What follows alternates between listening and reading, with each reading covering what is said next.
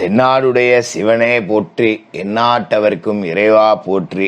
நேயர்கள் எல்லாருக்கும் வணக்கம். இந்த வீடியோல 2025 வருடத்திற்கு உண்டான செப்டம்பர் மாத ராசி பலன்கள் அப்படிங்கறது தான் நம்ம பார்க்க போறோம். அதாவது தமிழ் வருடத்திற்கு விசுவாவசு வருடம் ஆவணி மாசம் 16ஆம் தேதி திங்கட்கிழமை இந்த செப்டம்பர் மாசம் அப்படிங்கிறது பிறகுது. இந்த மாசத்தோட கிரக நிலைகள் அப்படின்னு பாத்தீங்கன்னா, கிரகங்களோட ராஜா சூரியன் ஆட்சி பெற்று சிம்ம ராசியில இருக்காரு. 17ஆம் தேதி கன்னிராசிக்கு போக போறாரு. செவ்வாய் கன்னிராசியில இருக்காரு. 14ஆம் தேதி துலா ராசிக்கு போக போறாரு. புதன் சிம்ம ராசியில இருக்காரு. 11ஆம் தேதி கன்னிராசிக்கு போய் ஆட்சியாவும் உச்சமாவும் இருக்க போறாரு. அதோட சுக்கிர பகவான் கடகராசியில இருக்காரு. 14ஆம் தேதி சிம்ம ராசிக்கு போறாரு. குரு பகவான் மிதுன ராசியில இருக்காரு. சனி பகவான் மீன ராசியில வக்ர பயணம் அப்படிங்கறத வேகமா ஆரம்பிச்சிருக்காரு. அதாவது மெதுவா வக்கரமானவர் இப்ப பயணத்தை வேகம் எடுத்திருக்காரு. விஷப்பாம்பு ராகு கும்பத்துல, விஷமற்ற பாம்பு கேது சிம்மத்துல. இந்த கிரகங்களோட நிலை இந்த மாசத்துலயாவது ஏதாவது ஒரு நல்லது நடக்குமா? ரொம்ப கஷ்டப்பட்டு போயிட்டோம் நாங்க. இப்படியே இருந்தா என்ன பண்றது? ஏதாவது செய்யலாமா? புது திட்டங்கள் தீட்டலாமா? ஏகப்பட்ட செலவு வருது. 10 ரூபா கடன் ஆகி போச்சு. நகை நட்டெல்லாம் கொண்டு அடவு வச்சிருக்கோம். ஏதாவது உருப்படியா நடக்குமான்னு ஒரு நல்ல வார்த்தை சொல்லுங்க ஜோசியரை அப்படின்னு பலரும் எதிர்பார்த்து காத்துக்கிட்டு இருப்பீங்க. உண்மையிலேயே இந்த மாசத்தோட கிரகங்கள் ஓரளவுக்கு எல்லா ராசிக்காரர்களுக்குமே சாதகமா இருக்கு. அப்படிங்கறதால இந்த செப்டம்பர் மாசம் நிச்சயமா உங்களுக்கு நல்லது நடக்கும். சரி, இப்போ உங்களோட ராசிக்கு என்ன கிடைக்க போகுது அப்படிங்கறத பார்ப்போம். விருச்சிக ராசி நேயர்களே, உங்களுக்கு இந்த செப்டம்பர் மாசம் எப்படி இருக்கு அப்படின்னு பாத்தீங்கன்னா, உங்களோட ராசிநாதன் செவ்வாய் லாப வீட்டுல இருக்கார். இதை விட என்ன வேணும் அப்படின்னு நீங்க சொல்லலாம். ஏன்னா உங்களோட ராசியை பொறுத்த வரைக்கும் இப்ப சனி பகவான் பூர்வ புண்ணிய ஸ்தானத்துல இருக்காரு. அதாவது 5வது வீட்டுல சனி அப்படிங்கிறவர் இருக்காரு. அதே நேரத்துல உங்களோட ராசிக்கு 4வது வீட்டுல ராகு அப்படிங்கிறவர் இருந்து தொல்லை அப்படிங்கறதையும் கொடுத்துக்கிட்டு இருக்காரு. இப்ப ராகுவால வரக்கூடிய தொல்லை அப்படிங்கிறது உங்களுக்கு கண்கூடா தெரியுது. அதே நேரத்துல சனியால வரக்கூடிய லாபம் அப்படிங்கிறது பெருசா தெரியலையே ஜோசியரை. சனி பெருசா எங்களுக்கு கொடுத்த மாதிரி தெரில. என்ன சொல்ல போனா சனி பயிற்சிக்கு பிறகு கொஞ்சம் கஷ்டம் கூட வர்ற மாதிரி தான் தெரிஞ்சுது. இப்ப என்ன ஜோசியர் இப்படி சொல்றீங்க அப்படின்னு நீங்க கேட்கலாம். அதாவது சனி பகவான் உங்களோட ராசிக்கு 5வது வீட்டுல வக்கரமாயி ரொம்ப மெதுவா போயிட்டாரு. இப்ப அவரு வேகம் எடுக்கிறாரு இந்த மாசத்துல இருந்து. அப்படிங்கறதால இதுக்கு மேல சனி அந்த பூர்வ புண்ணியத்தோட பலன் அப்படிங்கறத முழுசா உங்களுக்கு கொண்டாந்து கொடுப்பாரு. இவ்வளவு நாள் ஏன் பாதிச்சுது அப்படின்னு பாத்தீங்கன்னா, சனி வலுவிழந்த நேரத்துல குரு அஷ்டமத்துல போய் வலுவா உட்காந்துக்கிட்டாரு. அப்ப கொடுக்கற தெய்வம் கொடுக்க முடியாத இடத்துக்கு போயிடுச்சு, கெடுக்கிற தெய்வம் கரெக்டா கெடுக்கக்கூடிய இடத்துல ஸ்ட்ராங்கா இருக்கு. அதாவது உங்களோட ராசிக்கு குரு நல்லது செய்யக்கூடிய தெய்வம் தான். ஆனா இருக்கிற இடம் தப்பா போச்ச. 8ல உட்காந்துக்கிட்டு அஷ்டமத்துல உட்காந்துக்கிட்டு அவர் என்னத்தை கொடுத்துட முடியும் அப்படிங்கிற அமைப்பு இருந்தது இல்ல. அதனாலதான் உங்களுக்கு ரொம்ப கஷ்டம். குறிப்பா சொல்ல போனா ஒரு 2 மாசம் தலை தூக்க முடியாத அளவுக்கு அடி வாங்கியாச்சு. ஒண்ணுமே பண்ண முடியல. ஒரு தலைமுறை வாழ்க்கையை வாழ்ற மாதிரி வாழ்ந்துகிட்டு இருக்கேன். செலவுக்கு 10 ரூபா காசு இல்லைன்னு வெளியில கூட நான் போறது இல்ல. பாக்குறவங்களாம் என்ன ஆளைய பார்க்க முடியல, வெளியூர் போயிட்டியான்னு கேக்குறான்.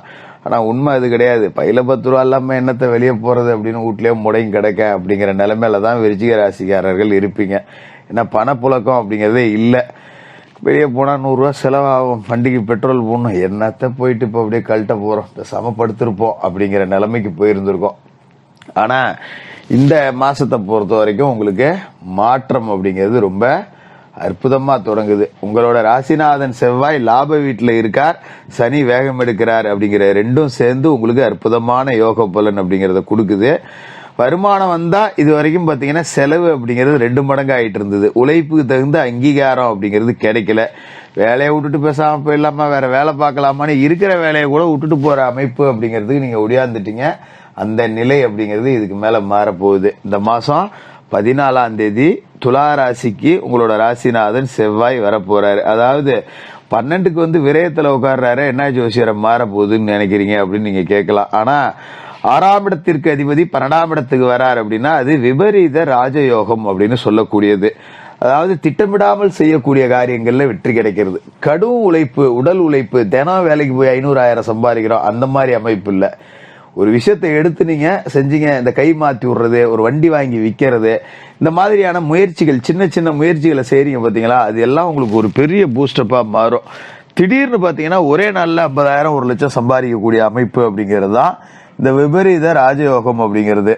அதனால இது உங்களோட வாழ்க்கைய புரட்டி போட போற ஒரு மாசமா இருக்கும். இந்த மாசம் 15 தேதிக்கு மேல இந்த ஏஜென்சி வேலை, இடைத்தரகர் வேலை, தரகு கமிஷன், ரியல் எஸ்டேட், இடம் வாங்கி விற்கிறேன், வண்டி வாகனம் வாங்கி விற்கிறேன், பணம் கொடுத்து அப்படி கைமாற்றி விடுறேன், நகை வாங்கி விற்கிறேன், பழைய நகையை வாங்கி விற்கிறேன், இந்த மாதிரியான அமைப்புகள்ல கொள்ள லாபம் அப்படிங்கறத அடையலாம். எதனால கொள்ள லாபம் அப்படின்னு சொல்றேன்னா, 50,000 ரூபாய் முதல்ல போட்டா 1 லட்சம் லாபம் வரக்கூடிய, முதலை விட ஒரு 2 மடங்கு லாபம் அதிகமா வரக்கூடியது அப்படிங்கிறது தான் கொள்ள லாபம்னு சொல்லுவோம். அப்படிப்பட்ட கொள்ள லாபம் அப்படிங்கிறது உங்களுக்கு வரப்போற ஒரு மாசம். அதனால கடங்கண்ணியெல்லாம் அடைச்சிடலாம்.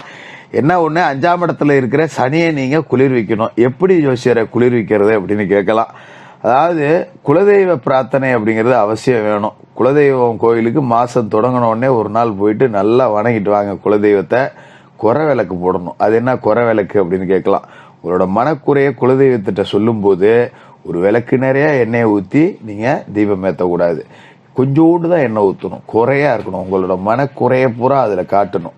அப்பதான் இவன் குறையோட வந்திருக்கா அப்படின்னு அது சொல்லி அதுக்கு தக்கன உங்களை குறைகளை நிவர்த்தி செய்யும். அதன் பிறகு நீங்க வேண்டுதல் நிறைவேற்ற போகும்போது மனம் குளிர நீங்க ஒரு பொங்கல் வச்சு படையலிட்டு வணங்கலாம். அதனால இந்த மாசத்துல குலதெய்வ கோயிலுக்கு போய் வணங்கிட்டு வாங்க. நான் சொன்ன மாதிரி குலதெய்வம் தெரியாதவங்க இஷ்ட தெய்வம், எல்லை தெய்வத்தை வணங்கலாம். இல்ல தொலை தூரத்துல இருக்கேன், ஒரு வெளிநாட்டுல மாட்டிக்கிட்டேன், குலதெய்வ கோயில் தெரியும் ஆனா போக முடியாத சூழல் அப்படிங்கிறவங்க குலதெய்வத்தை மனசார நினைச்சு நீங்க இருக்கிற இடத்துல ஒரு தீபம் ஏற்றி வணங்கிட்டு ஒரு 9 பேருக்கு அன்னதானம் அப்படிங்கறத செய்யலாம். அது இந்த மாசம் தொடங்கின உடனே செய்யுங்க.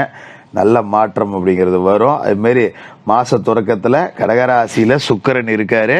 14ஆம் தேதி அவரு சிம்ம ராசிக்கு போறாரு. அப்ப பாதி நாள் கடகத்துல தான் சுக்கிரன் இருக்காரு. அப்ப என்ன மாதிரியான அமைப்பு அப்படிங்கிறது இதை கொடுக்குது அப்படின்னு பாத்தீங்கன்னா, படிச்சு முடிச்சுட்டு வேலை இல்லாதவர்களுக்கெல்லாம் வேலை கிடைக்கும். நல்லா தான் படிச்சேன், நிறைய மார்க் எடுத்தேன், நல்லா தான் எல்லாம் பண்ணியிருக்கேன், வேலை கிடைக்கலையே அப்படின்னு அழைச்சிக்கிட்டு இருந்தவங்களுக்கு அந்த படிப்புக்கு தக்கன உத்தியோகம் கிடைக்கும். இப்ப படிப்புக்கு சம்பந்தம் இல்லாத உத்தியோகம் பாக்குறவங்க கூட படிப்புக்கான உத்தியோகம் அப்படிங்கிறது தேடி வர்றத கண்கூடா பாப்பீங்க. அது மாதிரி சிம்மராசியில புதன் இருக்காரு. சிம்மராசியில புதன் இருக்கார். அஷ்டம லாபாதிபதியான அவரு தொழில் ஸ்தானத்துல இருக்கார். அப்படிங்கிறது ஒரு அற்புதமான நேரம். தொழில் வளர்ச்சி அப்படிங்கிறதையும் நல்லபடியா கொடுக்கும். இந்த மாசம் 11ஆம் தேதி அவரு உச்சம் அடைஞ்சு கன்னிராசிக்கு வரார். உங்களோட ராசிக்கு லாப வீட்டுக்கு வரார். அப்படிங்கும் போது காசு பணத்துக்கும் பஞ்சம் இருக்காது. வெளிநாட்டுல இருந்து பணம் கிடைக்கக்கூடிய வாய்ப்பு அப்படிங்கறதெல்லாம் இருக்கு. குடும்பத்திலயும் பாத்தீங்கன்னா ஒருத்தருக்கு மேற்பட்டவர்கள் சம்பாதிக்கக்கூடிய யோக அமைப்பு அப்படிங்கறதையும் கொடுக்கிறாரு. மறுபடியும் சொல்றேன், குலதெய்வ வழிபாடு அப்படிங்கறத உங்களை காப்பாத்தும். 14ஆம் தேதிக்கு மேல சிம்மராசிக்கு சுக்கிரன் போறார். 7க்கும் 12க்கும் அதிபதியான அவரு தொழில்ஸ்தானத்துக்கு வரார். அப்படிங்கும் போது தொழில் வளர்ச்சி இங்கேயும் கூடுதலா இருக்கும். அப்ப செவ்வாயால இடம், பூமி, இது மாதிரி வாங்கல், குடுக்கல், இடைத்தரகர் வேலை, இந்த மாதிரியான முயற்சிகள் உங்களால முடியும் அப்படின்னா தாராளமா எடுங்க.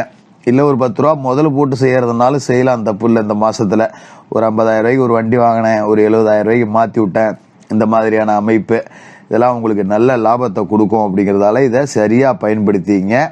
முக்கியமான ஒரு விஷயம், வியாழக்கிழமையில குரு பகவானுக்கு நெய் தீபம் ஏத்திட்டு ஏலபால மாணவர்களுக்கு உங்களால முடிஞ்ச உதவிகள், ஒரு நோட்டு புத்தகம், பேனா, பென்சில் வாங்கி கொடுக்கறது, ஒரு ஏலபால பிள்ளைக்கு பீஸ் கட்டுறது, இந்த மாதிரி உதவிகள் செஞ்சுட்டு வாங்க. ரொம்ப சிறப்பா இருக்கும். விருச்சிக ராசிக்காரர்களுக்கு வாழ்த்துக்கள்.